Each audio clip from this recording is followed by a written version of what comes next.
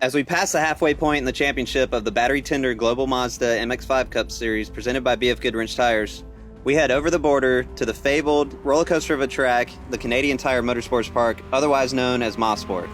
Considered by many as the most daunting track on the schedule, it rewards a no-guts, no-glory driving style with its triple-digit entries, huge elevation changes, and the highest average pace of any track on the calendar. Starting our lap in iRacing's virtual version of the Global Mazda MX-5 Cup car, we already have our eyes towards turn 1.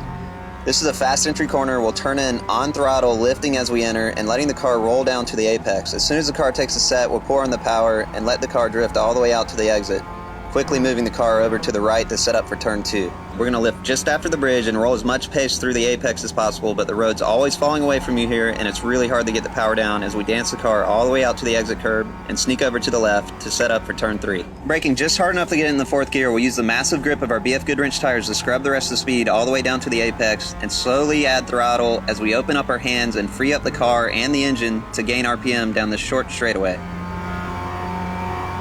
The elevation raises very quickly here, which means we can spike brake pressure, but we'll immediately have to bleed off as the corner crest. We'll be off of all pedals, focused on a late apex and getting back the throttle as soon as possible so we can carry as much speed down this long uphill straightaway. Now we're just focused on getting our shifts right and assessing our situation. We can check our mirrors to see what drivers are around us and see if anyone's getting a good tow from behind.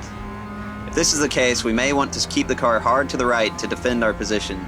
With no one attacking, we'll want to set up for this final complex of corners, which you'll notice each turn is progressively slower than the last. The whole goal here is to take as much speed off of this back straightaway as possible and through the corner as we can. So we'll just do a big lift and go for an early apex, allowing the tires to scrub the rest of the speed as we roll through the corner. We'll hug turn 9 so that we can set up for the final corner. We'll want to rotate the car early so that we can get back to bigger throttle and carry speed through the apex and run the car all the way out to the grass as we approach the start-finish line to complete our lap.